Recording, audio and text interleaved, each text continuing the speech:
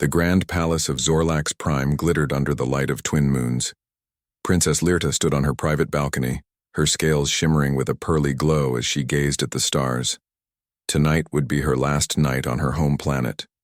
Tomorrow, she would be sent away forever. A soft chime indicated someone at her chamber door. "Enter," she called, keeping her voice steady, despite the storm of emotions inside her. Elder Zik of the High Council glided into the room, her ceremonial robes trailing. Behind her, "The time approaches, Your Highness," she said with a formal bow. "Is there anything you require before the journey?" Lyrta turned away from the stars to face the elder. An explanation. Perhaps she said, "Why me? Why now?"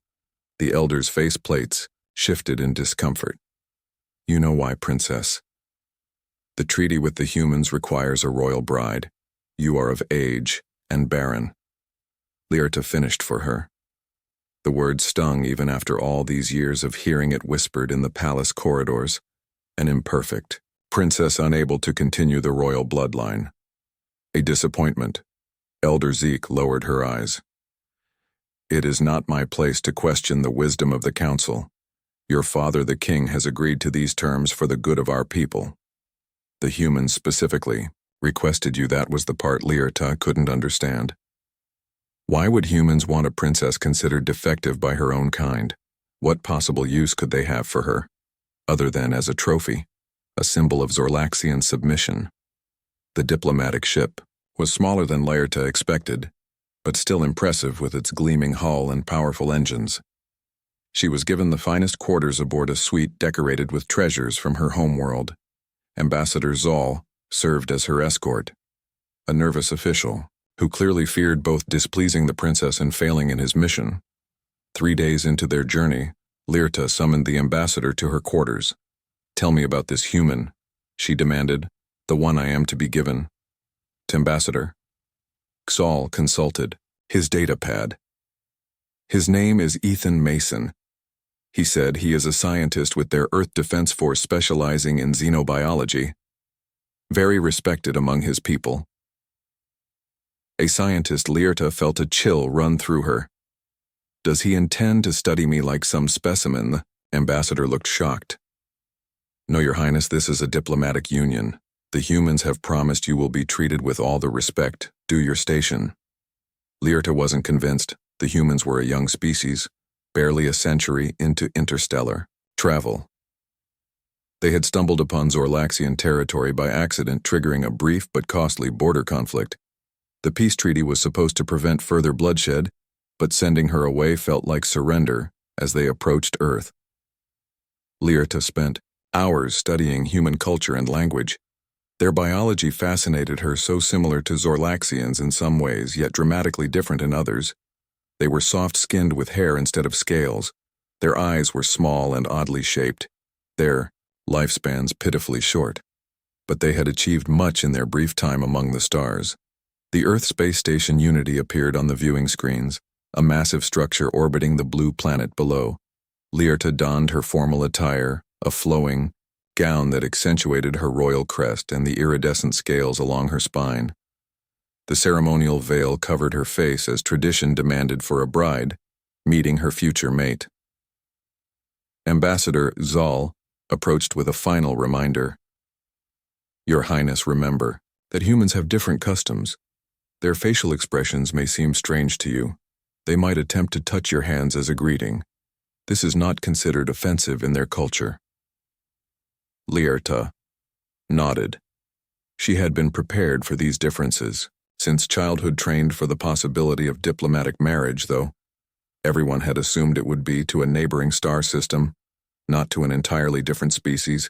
The airlock cycled open, revealing a delegation of humans waiting in the docking bay. Lyrta stepped forward with all the grace her royal upbringing had instilled in her. Ambassador Zoll followed 2 steps behind, carrying the ceremonial gifts. A tall human male stepped forward from the group. He had dark hair and eyes that reminded Lyrta of the deep oceans of her homeworld. He wore a formal uniform with insignia she didn't recognize. "Welcome to Earth Space Station, Unity. Princess Lyrta," he said with a formal bow that surprised her with its correctness. "I am Ethan Mason Lyrta." inclined her head as protocol demanded I come as agreed in the treaty. Citizen Mason, she said formally. Please call me Ethan, he said with a gesture that humans called a smile. We will be sharing our lives after all. A human female stepped forward. Next, to Ethan, I am Lily Rogers, Earth Diplomatic Corps, she said. We have prepared quarters for you, Princess, with all the accommodations your ambassador requested. The ceremony will take place tomorrow. Laerda was escorted through the station, aware of the curious stares from humans they passed. Whispers followed in their wake as humans caught glimpses of the alien princess. Some looked afraid, others fascinated. She kept her head high, remembering her father's words. A princess of Zorlax shows no weakness. Her quarters on the station were spacious and had been adjusted to Zorlaxian preferences. The temperature was higher, the gravity slightly stronger than Earth standard. The lighting mimicked the spectrum of her home sun. Someone had gone to considerable effort to make her comfortable. That evening, Lily Rogers visited to explain the ceremony. Your customs have been incorporated as much as possible, she explained. There will be representatives from both governments present. After the ceremony, you and Ethan will depart for Earth, where your permanent residence has been prepared. What kind of dwelling? Laerda asked. A home by the ocean. Lily said. He thought you might appreciate the water given Zorlax's oceanic environment. He has spent months preparing it for your comfort. This consideration was unexpected. Laerda had imagined being kept in some sterile facility or military compound. The idea of a home by water was appealing. She had always found comfort in the seas of her homeworld. The night before, becoming the wife of a human from another world, Laerda performed the ancestral rituals alone in her quarters. She sang the ancient songs of her lineage and painted the traditional symbols on her scales. She wondered if her father was thinking of her now, if he regretted his decision to send her away. Morning came too quickly. The ceremonial attendants helped Laerda prepare. She was dressed in the traditional joining garments of her people, layers of shimmering fabric that caught the light, like water. Her royal jewels adorned her crest and throat. The final touch was the veil of bonding, a delicate mesh that obscured her features. The ceremony took place in the station's grand observation deck, Earth visible through the enormous windows. Dignitaries from both species lined the path as Laerda walked toward Ethan, who waited at the center. His expression was unreadable to her, unfamiliar with human faces, but his posture seemed respectful. The words were spoken in both languages. Promises of alliance and cooperation. A symbolic binding of hands, their different anatomies making the traditional Zorlaxian wrist clasp impossible. Instead, they touched palms, his 5 fingers against her 6. When the veil was lifted, Ethan looked directly into her eyes. Something passed between them, an understanding perhaps, or merely curiosity. It was done. She was now joined to this human bound by treaty and tradition. The reception that followed was mercifully brief. Laerda found human food unpalatable, though she pretended to enjoy the specially prepared dishes. Political speeches dragged on declarations of friendship and new beginnings that rang hollow to her ears. Later, as they prepared to board the shuttle that would take them to Earth, Laerda stood alone with Ethan for the first time. He seemed to sense her discomfort. I know this isn't what you would have chosen, he said softly. It isn't what I expected for my life either. But I promise to make this arrangement as comfortable as possible. For both of us. Laerda studied him. This human seemed different from what she had been told to expect. There was kindness in his voice. Perhaps there was more to this arrangement than simple politics. The shuttle departed, carrying them down to the planet. That would now be her home. Laerda watched the station grow smaller through the viewing port, wondering what strange new life awaited her on the blue world below. The shuttle landed at a private facility near the coast. Laerda felt the difference in Earth's atmosphere immediately. It was heavier with moisture, a strange mix of scents she couldn't identify. A small group of humans waited to greet them, all wearing the same uniform as Ethan's security personnel. She guessed. This is my research team, Ethan explained as they approached. Just the essential staff for now to help you adjust. A human female stepped forward. Her hair was the color of Zorlaxian sunset. Welcome Princess, I'm Kate. I'll be your assistant during your transition. She spoke the formal Zorlaxian greeting with reasonable pronunciation. The drive to Ethan's home took them along coastal roads. The sight of so much water calmed Lyrta slightly, though. Earth's oceans were a different blue than those of her homeworld. The vegetation was strange, vibrant greens instead of the purple and blue plants of Zorlax. The house when they arrived was larger than she expected. Set on a cliff overlooking the ocean, it featured sweeping architecture with many windows and open spaces. I designed it with both our needs in mind, Ethan said as they entered. The east wing is adjusted to Zorlaxian environmental preferences. The common areas can shift between Earth and Zorlaxian standards. Lyrta was impressed despite herself. These accommodations went beyond diplomatic courtesy. Someone had invested considerable resources in her comfort. Your chambers are this way, Kate said, leading her through the house. The female seemed nervous but friendly. Her attempts at Zorlaxian etiquette were clumsy but sincere. The princess's suite was spacious with views of the ocean. A bathing pool filled with carefully balanced minerals dominated one room, similar to the royal baths at home, though smaller. The sleeping chamber contained both a traditional Zorlaxian resting couch and what appeared to be a human bed. I wasn't sure of your preference, Kate explained. Some supplies have been delivered from your homeworld. She gestured to several containers. If you need anything else, please let me know. Left alone. Lyrta explored her new quarters. The environmental controls were set to mimic Zorlax Prime's atmosphere. The lighting spectrum matched her home sun. She opened the containers, finding her personal belongings and gifts from her father. Items of comfort and status carefully selected to remind her of her royal heritage. That evening she joined Ethan for the first meal in their shared home. The dining area featured a table that accommodated both human and Zorlaxian eating positions. The food had been prepared with care dishes that honored her dietary needs, alongside human cuisine. You must have questions, Ethan said after they began eating. I imagine this situation is confusing. Lyrta set down her eating utensil. Why did you request me specifically, she asked. The question had burned in her mind since learning of the arrangement. Ethan seemed to consider his words carefully. I'm a xenobiologist. I study the biological compatibility of different species. My particular focus has been on Zorlaxian since our first contact, so I am to be studied after all. Lyrta said, her neck frills flaring slightly with emotion. Not as a specimen, Ethan said quickly. As a partner in research, I believe there's been a misunderstanding about your condition. Lyrta stiffened. My barrenness is not a misunderstanding. It has been confirmed by royal physicians. Ethan leaned forward. That's exactly what interests me. Your physicians made their diagnosis based on Zorlaxian biology alone. But interspecies reproduction follows different rules. Lyrta stared at him. You believe I could bear children with a human? It's a theory I've been developing based on genetic markers, Ethan explained. My research indicates that some Zorlaxian females classified as barren may actually have a reproductive system that's waiting for specific genetic triggers. Triggers that might be present in human DNA. Hope flared painfully in Lyrta's chest before she suppressed it. I was sent here because I am worthless to my people. Why would you give me false hope? Ethan's expression softened. That's not why you're here. The treaty required a diplomatic marriage, yes. But I requested you because I believe we can prove your people wrong. And in doing so, create the first true bridge between our species. The days that followed fell into a routine. Mornings were spent with Ethan in his laboratory, learning about his research about human and Zorlaxian biology.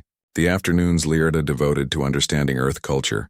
Kate accompanied her, showing her human cities and natural wonders. The humans she encountered reacted to her presence with a mix of awe and unease.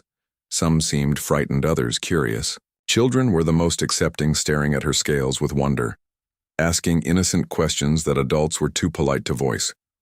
1 month after her arrival, Ethan invited her to his primary research facility, a large complex built into the coastline, where a team of scientists worked on various xenobiology projects. This is Dr. Megan Wells, my chief collaborator. Ethan introduced a serious-looking human female. Dr. Wells has been helping me develop the compatibility theory. The human woman nodded. Respectfully, Princess Leerta. It's an honor we've been studying the genetic markers that make your case so special. Leerta followed them through the facility, seeing displays of complex genetic modeling. The science was beyond her training, but she understood enough to realize the scope of their work. Here, Ethan said, leading her to a private laboratory, is where we've been testing our theory. The room contained advanced medical equipment, much of it appearing to be a hybrid of human and Zorlaxian technology on display screens. Leerta recognized the distinctive double helix pattern of human DNA, alongside the triple spiral structure of Zorlaxian genetic code. What we've discovered, Megan explained, is that your reproductive system has receptors that remain dormant when exposed only to Zorlaxian genetic material. But when introduced to specific human protein markers, they activate. Is this why you married me? Leerta asked, looking at Ethan. To test your theory. Ethan met her gaze. The treaty required a marriage. I could have been assigned any Zorlaxian, but I requested you because I believed we could help each other. You were sent away because your people thought you had no value. I wanted to prove them wrong. And if your theory proves incorrect, then we will have still fulfilled the treaty, Ethan said, and perhaps become friends in the process. That night, Leerta couldn't sleep. Her mind raced with possibilities. If Ethan was right, she wasn't barren, merely different. Her inability to conceive with a Zorlaxian male wasn't a flaw, but a specialization. Her body had been waiting for something her people had never encountered. She stood on the balcony of her chambers, watching Earth's single moon reflect on the ocean, so different from the twin moons of home, yet beautiful in its own way. Like this strange planet and its inhabitants, the next morning she found Ethan in his study surrounded by data screens. Your theory, she said without preamble. How would we test it? Ethan looked up surprised. We would need genetic samples from both of us. Combined in laboratory conditions, the process would be gradual. Carefully monitored, would it require physical joining? She asked. The Zorlaxian term for reproductive coupling. Ethan shook his head. Not initially, though a natural conception might be possible eventually if the compatibility is confirmed. Leerta considered this. I wish to proceed with testing. Are you certain? Ethan asked. This isn't why you were sent here. You have no obligation. I have lived my life defined by what I cannot do. She said I would like to discover what I can do. The testing process began the following week. A complex procedure involving genetic sampling and laboratory fertilization attempts, Leerta submitted to examinations. That would have been humiliating under other circumstances. But the human doctors treated her with respect, explaining each step, answering her questions. 2 months into the experiments, Dr. Wells rushed into Ethan's office where he and Leerta were reviewing data. Her expression was one Leerta had learned to recognize as excitement. It worked, she announced breathlessly. The embryo is stable, cellular division is proceeding normally. Leerta felt her heart rate increase. Is it viable? She asked Megan, nodded. It's too early to be certain, but all indicators are positive. We've created the first human Zorlaxian hybrid. Embryo Ethan turned to Leerta, his eyes shining. This proves the theory. Your reproductive system isn't flawed. It's specialized for interspecies breeding. An evolutionary adaptation no one could have predicted. That night, Leerta sent a message to her father, the first communication since leaving her homeworld. The news was too important to withhold despite her lingering resentment at being sent away. 3 days later, she received his reply. The king's message was brief but clear. He was coming to Earth immediately to see this miracle for himself. The news of the successful embryo spread quickly through scientific circles. Humans and Zorlaxians alike demanded information. The political implications were enormous. Suddenly, the Barren princess was the most important Zorlaxian on Earth. Ethan became protective, keeping Leerta isolated from the growing media frenzy. This isn't about politics or science anymore, he told her. This is about us. About the future we might create together. Leerta repeated the word. feeling its strange new meaning. They had begun this journey as diplomatic pawns. Now they stood at the edge of making history together. The king's ship would arrive within days. Lyrta prepared herself for the reunion with her father, uncertain whether to expect his pride or his anger.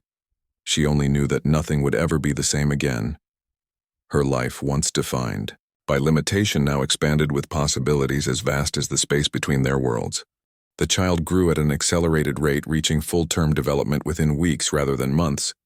The scientific team monitored the process with amazement and concern.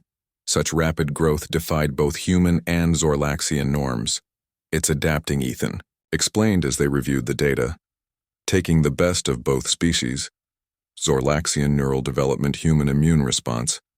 The genetic combination is creating something greater than either." Parent Lyrta spent every moment she could beside the artificial womb, speaking to the child in both languages, singing the royal songs of her lineage. The being inside responded, reaching toward her voice, its eyes following her movements. "We need to name the child," Lyrta said one evening, as she and Ethan watched their creation sleep. Ethan nodded.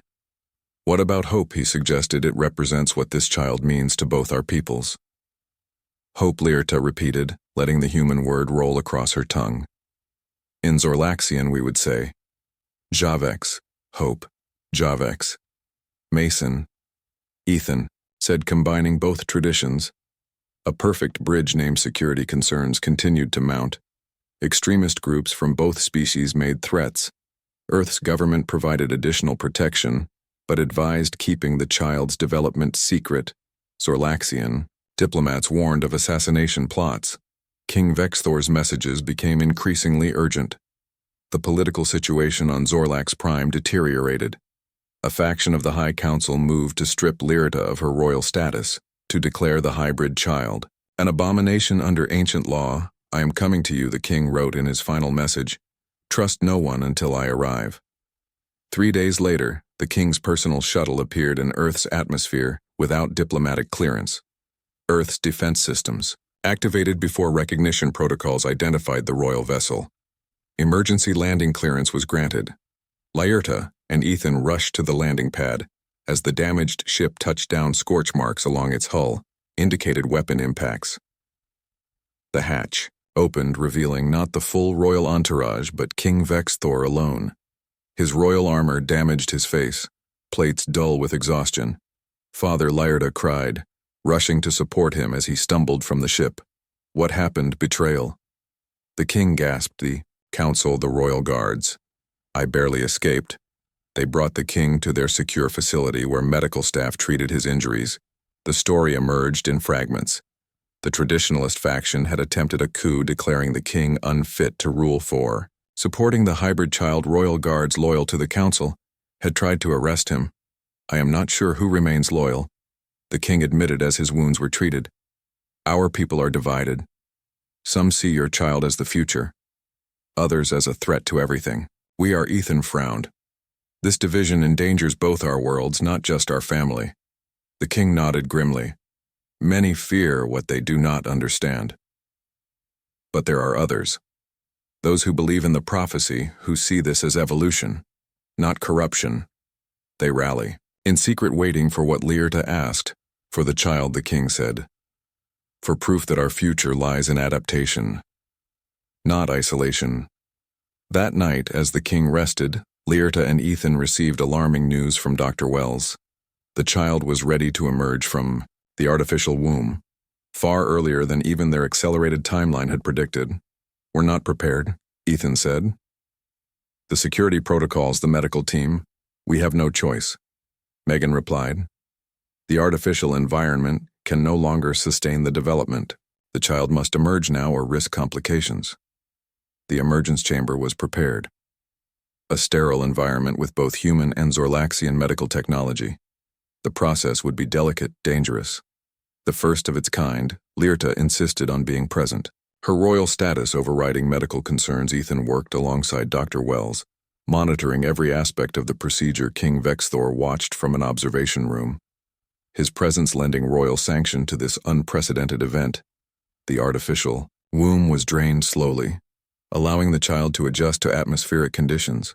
Monitoring equipment registered strong vital signs as the hybrid being took its first breaths of air. The translucent membrane surrounding the child dissolved according to protocol, and then Hope Javex opened her eyes. Not human eyes, not Zorlaxian eyes, something new. Something beautiful, iridescent orbs that shifted color with each blink, reflecting both heritages, yet unique. Her skin was smooth like a human's, but with patches of fine scales and patterns that matched Lyrta's royal markings. Her fingers were 6 like a Zorlaxian, but with human flexibility. Her neural crest glowed with bioluminescence indicating advanced brain activity. The medical team worked, efficiently checking vital signs, confirming healthy development. The child made no sound, watching everything with unnerving intelligence. "Is this normal?" Lyrta whispered to Ethan. "This awareness. Nothing about this is normal." Ethan replied in awe. "She's perfect, a true hybrid." Taking the best of both species, King Vexthor entered the chamber, approaching his grandchild with reverence. "May I?" he asked, extending his hands. Lyrta nodded carefully, transferring the child. The king held the hybrid infant, studying her features. As he did, Hope reached up, touching his face with perfect coordination. Her tiny fingers traced the pattern of his royal markings. Then she smiled, a human expression on her partially scaled face. "The prophecy is fulfilled," the king said, his voice thick with emotion. "The fruit of stars, born of different worlds, yet belonging to both." The child made her first sound. Not a cry, but a coo. A musical note that resonated with Zorlaxian harmonics while forming a human vowel sound. A perfect, auditory representation of her dual nature. News of the child's birth spread despite security protocols. Humans and Zorlaxians alike demanded to see proof of the miraculous hybrid. Political tensions escalated. The Earth government faced pressure from conservative factions to contain what they called a potential threat. Zorlaxian ships appeared at the edge of the solar system without diplomatic clearance. "They come for the child," the king warned. "Some to worship, some to destroy." Ethan activated emergency protocols. Security teams prepared evacuation routes. But Lyrta had another idea. "Let them see her," she said. "Not in person, but through technology. Show both worlds our daughter. Let them witness what is possible when we embrace difference, instead of fearing it." A broadcast was arranged, carefully staged to protect the child's exact location. Both human and Zorlaxian networks would carry the transmission simultaneously. A message of hope from the hybrid princess. The family gathered for the historic moment. Lyrta in formal royal attire, Ethan in ceremonial human dress, King Vexthor wearing symbols of his lineage. And between them, Hope Javex, Mason, the first acknowledged human Zorlaxian child. Billions watched across 2 worlds. As Lyrta spoke, "I was sent away because I was considered flawed," she began, her voice strong with conviction. "I was called Barren, unable to continue the royal line. But what my people saw as weakness was actually strength. I was not meant to bear pure Zorlaxian children. I was meant for something greater." A bridge between worlds. Ethan continued, "Our daughter represents not the dilution of either species, but the strengthening of both. She carries the best of humanity and Zorlaxian kind. Her existence proves that difference is not something to fear, but to celebrate." The king stepped forward, raising his hands in the ancient royal blessing gesture. "I, King Vexthor of the Zorlaxian Empire, acknowledge this child as my true grandchild, heir to the royal bloodline, bridge between our people's hope of our future." As if understanding the importance of the moment, the hybrid child raised her tiny hand, mimicking her grandfather's gesture. Her scales glowed with royal patterns. Her eyes shifted through colors representing both species. The response was immediate and overwhelming. Across Earth and Zorlax, prime citizens took to the streets, some in protest, many more in celebration. The images of the child spread everywhere, a symbol of change, of possibility, on Zorlax Prime. The attempted coup faltered as popular support swung toward the king and his hybrid grandchild. The ancient prophecy resonated with ordinary Zorlaxians, who saw in hope the future of their adaptable species, Earth's Scientific community hailed the successful hybridization as the dawn of a new era of interspecies cooperation.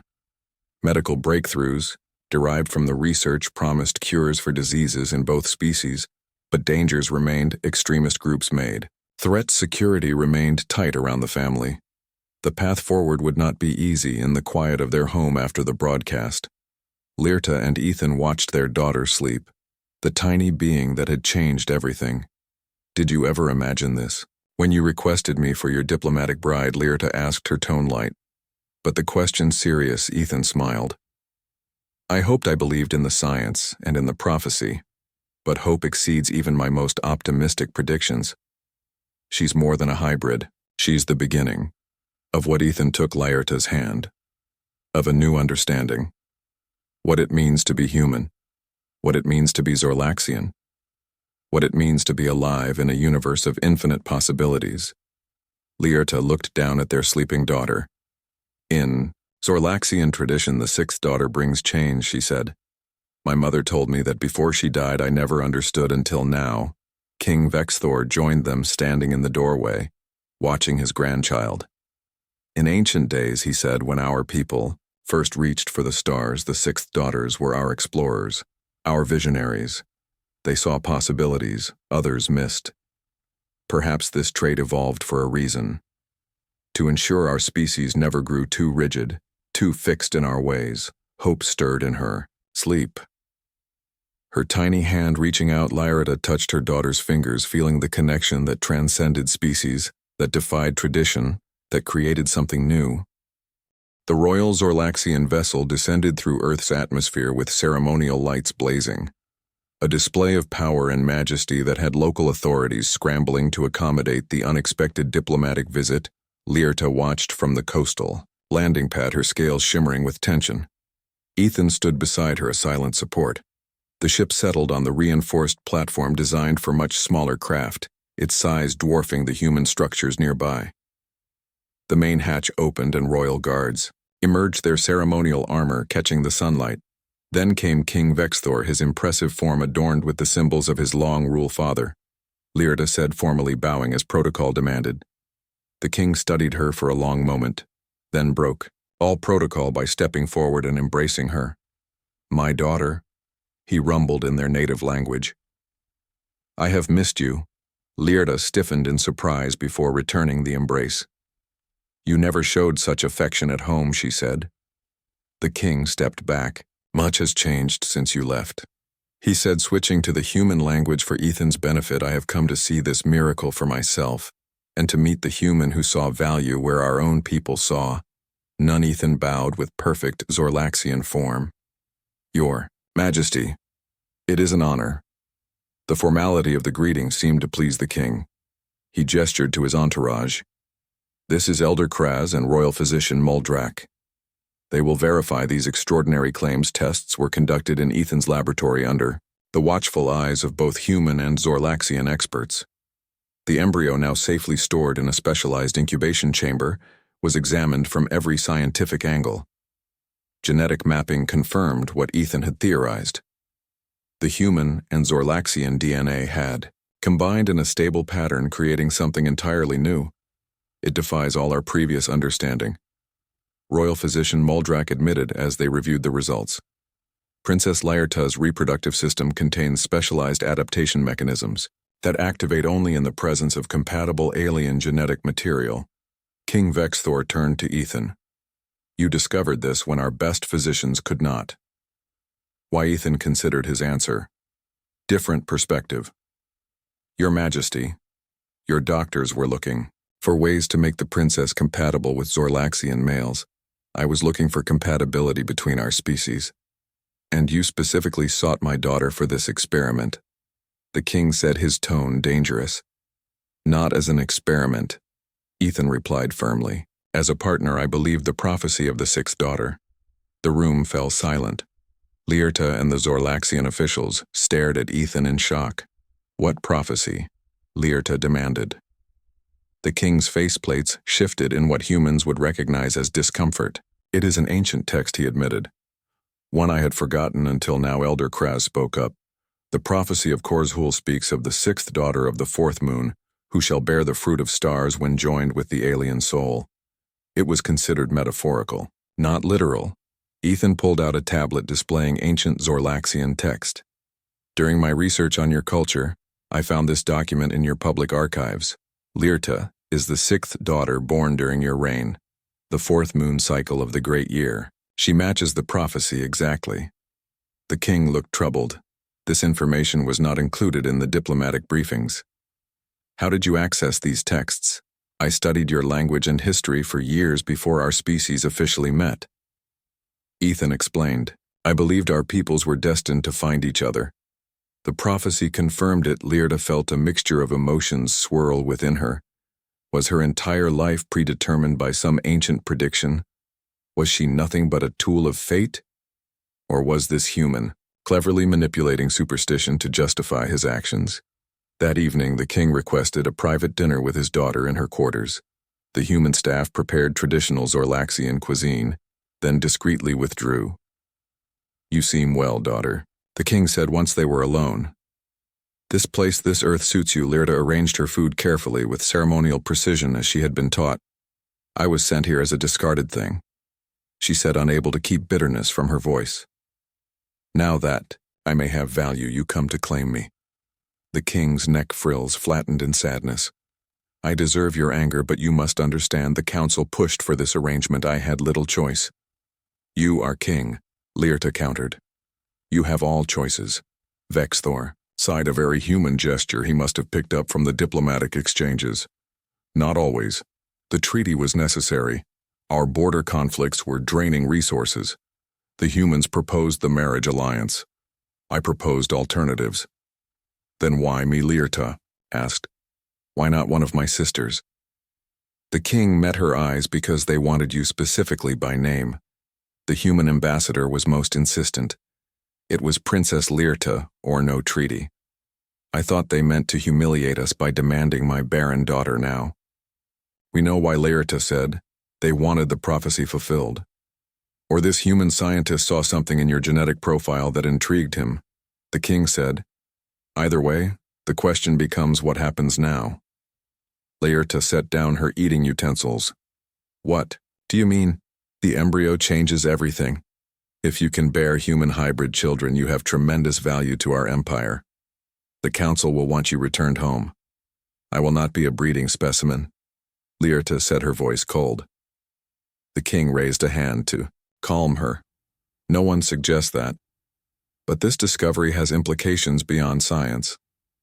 There are those who will see a Zorlaxian human child as an abomination. Others who will view it as the future. There will be danger. I am safe here, Lyrta said. Ethan protects me. The king studied her. You care for this human. Lyrta felt her scales flush with color. He sees me as a person, not as a flawed princess, or a diplomatic token. He believes in me. Vexthor nodded slowly. Then I must ensure your safety here and the safety of my grandchild. The following day, a formal declaration was issued. King Vexthor officially recognized the union between Princess Lyrta and Ethan Mason as a true royal marriage, not merely a diplomatic arrangement.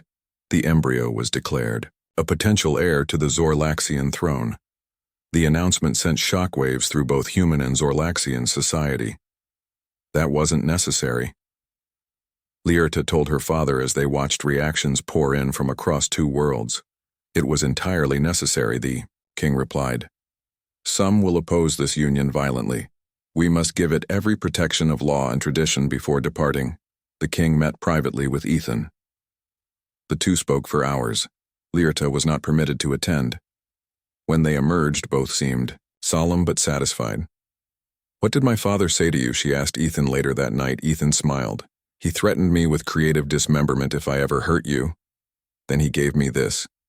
He handed Lyrta a small crystal data storage device. What is it? The complete royal medical records of your ancestors, Ethan explained. Your father believes there may have been others like you in your family line. Princesses who were declared barren and married off to diplomatic partners. He wants us to investigate. Lyrta stared at the crystal. This would be considered treason, giving royal secrets to an alien. He said to tell you that some secrets are meant to be broken when the time is right. The king's ship departed the next morning, leaving behind a small contingent of royal guards and advisors. The official reason was to establish a permanent Zorlaxian embassy on Earth. The real purpose was clear: to protect the princess and her unborn child. Weeks passed. The embryo continued to develop, normally transferred to an artificial womb designed by both human and Zorlaxian medical experts. Lyrta spent hours watching the tiny life grow, a mixture of scales and soft skin, already showing features of both species. Is it a male or female? She asked Dr. Wells during one examination. Neither exactly, Megan replied. The hybrid physiology appears to have 3 gender expressions, a true biological innovation. Ethan's work gained recognition throughout the scientific community. Researchers from both worlds sought positions in his laboratory. The military aspects of his research were overshadowed by the medical breakthrough. Healing technologies developed from the hybrid genetics showed promise for treating diseases in both species. As her child grew, Lyrta found herself growing too, not physically but emotionally. She began to see Earth as home. The ocean views, the strange foods, the curious humans all became familiar, comforting. She taught human children about Zorlaxian culture at a local school, finding joy in their innocent questions and acceptance. She studied the crystal her father had given her, tracing her family lineage backward through generations, discovering patterns she had never noticed before. Princesses who disappeared from royal records, diplomatic marriages to distant worlds, rumors of strange children. The prophecy, it seemed, had roots in reality. One night, as they walked along the beach watching the sunset, Lyrta turned to Ethan. "Did you really request me because of a prophecy?" she asked, "or was it truly science?" Ethan took her hand, a gesture that once would have seemed alien but now felt natural. Both, he admitted. The science suggested compatibility, but the prophecy gave me courage to pursue it. What about you? Do you regret being sent? Here Lyrta looked out at the ocean, then back at him. I was sent here because I was considered worthless, she said, but I have found worth here with you. She placed her free hand over the monitor linked to the artificial womb.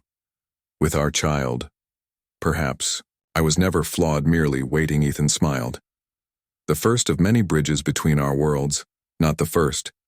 Lyrta corrected. Her research into the royal archives had revealed much. We are simply the first to do so openly, the first to be accepted as.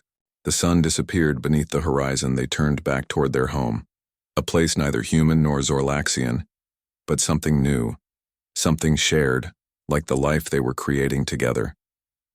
6 months into the development of the hybrid child, Lyrta received an urgent message from Zorlax Prime. The High Council was in turmoil. Traditionalists led by Elder Zik opposed recognizing the human Zorlaxian child as royal blood. They claimed the prophecy was misinterpreted, that such a hybrid would weaken their species. Religious zealots declared the child an abomination. We always knew there would be opposition, Ethan said as they discussed the message. Some fear what they don't understand. Lyrta paced the living area, her agitation visible in the rapid color shifts of her scales. My father stands alone in the council, supporting us. If he falls from power, we have allies here. Ethan reminded her. Earth's government has recognized our child as having diplomatic status. The scientific community stands with us, but her protection came at a cost. Lyrta rarely left the compound now. Security concerns kept her isolated. Threats had been made against the Barren princess who defied nature. The human who corrupted royal blood. The research facility had been transformed into a fortress. Royal Zorlaxian guards patrolled alongside human security teams. Lyrta felt like a prisoner again, though this time the cage was of her own choosing to protect. Her child, Dr. Megan Wells, entered their private quarters without knocking, her face flushed with excitement. We have movement, she announced. The fetal brain activity has doubled in the last 24 hours. They rushed to the laboratory where the artificial womb was maintained. A clear cylinder filled with nutrient solution housed the developing child. Now the size of a human infant, but with distinctly Zorlaxian features. The scales along its spine glowed with bioluminescence, a sign of health and vitality. Look, Megan pointed to the monitoring equipment. Brainwave patterns consistent with consciousness. The child is dreaming. Lyrta placed her hand against the glass surface, feeling a connection to the life within. Can it sense us? Absolutely, Megan said. It responds to your voice particularly. The auditory development is accelerating faster than we predicted. That night, Lyrta sat beside the artificial womb, reading ancient Zorlaxian stories aloud, watching as the child moved in response to her voice. It was a tradition among her people to share the ancestral tales before birth, ensuring cultural continuity. Ethan found her there in the early morning hours, still reading, still watching. Have you slept? He asked gently. Lyrta shook her head. I keep thinking about the opposition on my homeworld. What if they try to take our child? We won't let that happen. Ethan promised, sitting beside her. We have contingency plans, security protocols, the best of both our worlds protecting this little one. But Lyrta wasn't easily reassured. The data crystal her father had given her revealed disturbing patterns. Throughout Zorlaxian history, hybrid children had appeared only to vanish from records. The prophecy fulfilled again and again, but the children never acknowledged, always hidden or erased. I believe others like me found compatible mates on other worlds, she told Ethan, had children, but something happened to them. Something the Royal Archives won't reveal. Ethan considered this. Perhaps the children were too different, too challenging to the established order. Your father must know more than he's shared, Lyrta agreed. But why would he withhold information that could protect us? Unless he doesn't know the full truth, Ethan suggested. The records you found are ancient. Perhaps knowledge has been lost, deliberately obscured. A week later, they received news that chilled them both. Elder Zik had called for a formal investigation into the legitimacy of the hybrid child's claim to royal status.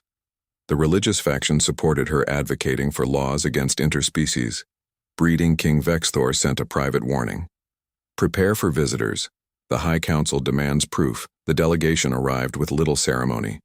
3 stern Zorlaxian elders accompanied by scientific and religious advisors. Their shuttle landed at the research facility under heavy guard. Their expressions made their disapproval. Clear Elder Zik led the group, her once friendly demeanor toward Lyrta replaced by cold formality. Princess, she said with minimal deference. We come on behalf of the High Council to examine this experiment. Not an experiment, Lyrta corrected. My child, Elder. Moltak, the religious representative, stepped forward. This unnatural union violates our most sacred traditions. The prophecy speaks of spiritual union, not physical abomination. Ethan moved protectively closer to Lyrta. The prophecy has been fulfilled, exactly as written, he said. Your traditions have room for evolution just as your biology does. The inspection lasted days. The delegates examined every aspect of the research, the embryonic development, the genetic testing. They questioned Ethan extensively about his methods, his motivations. They conducted their own tests. On Lyrta, invasive procedures that left her exhausted and humiliated. You have no right to treat the princess this way. Dr. Wells finally protested, after a particularly grueling examination. This goes beyond scientific inquiry. We have every right, Elder, Zik replied. This matter concerns Zorlaxian royal succession. Human. Your presence is barely tolerated. On the 3rd day of the inspection, Lyrta found Elder Zik alone in the observation room staring at the artificial womb. Why do you hate my child? She asked directly. The elder turned her ancient eyes reflecting the glow of the monitoring equipment. I do not hate your child, Princess. I fear what it represents. And what is that? Change. Elder, Zik said. Our species has remained pure for millennia. Our traditions unchanging. Our hierarchies stable. This child represents chaos. The unknown. Lyrta moved closer to the artificial womb, placing her hand protectively on the glass. Life is change, adaptation, evolution. We discovered space travel. We encountered other species. We changed, but we remained Zorlaxian. The elder insisted, this hybrid will be neither human nor Zorlaxian, a being without a place, or a being who creates a new place. Lyrta countered, one who bridges worlds. You sent me away because I was different. Now you fear my child for the same reason. Elder Zik was silent for a long moment, then spoke softly. Your father was against sending you away. Did you know that he fought the council? But in the end, even the king must bow to tradition. That night the delegation prepared to depart. Their findings would be presented to the High Council, who would then decide the fate of the hybrid child and its claim to royal heritage. Before leaving, Elder Zik requested a final private audience with Lyrta and Ethan. The elder seemed troubled, her usual confidence replaced by uncertainty. There is something you should know, she said. I have served the royal family for 7 generations. I remember things others have forgotten. What things? Lyrta asked. The last time the prophecy was fulfilled, Elder Zik said, the 6th daughter of the 3rd moon, your great-aunt Princess Vorla. She too was declared barren, sent as a bride to the Centauri system. What happened to her? Ethan asked. She disappeared. Elder Zik said, along with her alien mate and their child. The official record states they died in a ship malfunction. But Lyrta prompted. When the elder hesitated, I saw records, private communications. Elder Zik continued. They were hunted extremists who believed such unions would dilute our species. Vorla and her family fled beyond known space. Their fate remains unknown. Why tell us this now? Lyrta demanded. Because history repeats. The elder said, the same forces gather again, the same fears. I may oppose what you represent, Princess, but I do not wish you harm. You must be vigilant. After the delegation departed, Lyrta and Ethan increased security measures. Their home became a fortress, their communications restricted. Lyrta contacted her father, sharing what Elder Zik had revealed. The king's response was immediate and alarming. You must leave Earth, he wrote. I cannot protect you from there. The council moves against me. Those who fear change gain power daily. Find sanctuary beyond both our worlds. Ethan refused to panic. We have allies here. Earth's government, the scientific community. They won't allow harm to come to you or our child. But Lyrta had seen the growing protests on news broadcasts. Humans who feared Zorlaxian influence. Zorlaxians, who viewed hybrids as dilution of their species. Both worlds contained those who resisted change. Perhaps my father is right, she said. We should prepare for exile. Ethan took her hands. We are not running, we are not hiding. Our child deserves to be acknowledged, celebrated, not secreted away like something shameful as they debated their options. Dr. Wells rushed into their quarters, her face pale. Something's happening, she said. The embryo. The development has accelerated dramatically in the laboratory. The artificial womb glowed with unusual intensity. The child within, moving with new purpose, its eyes now fully formed, opened for the first time. Staring out at the 3 faces watching it, it's too early. Ethan said. The development timeline predicted another 3 months. The child placed a 6-fingered hand against the glass directly opposite Lyrta's own. Then something extraordinary happened. The tiny being's scales glowed with patterns matching Lyrta's royal markings, while its eyes shifted to match Ethan's. It recognizes us, Lyrta whispered. More than that, Megan said, checking the monitors. It's trying to communicate. Brain activity shows language processing, consciousness. It's aware. The first human Zorlaxian hybrid child looked out at its parents, its eyes holding wisdom beyond its development, a bridge between worlds, a fulfillment of ancient prophecy, the beginning of something new.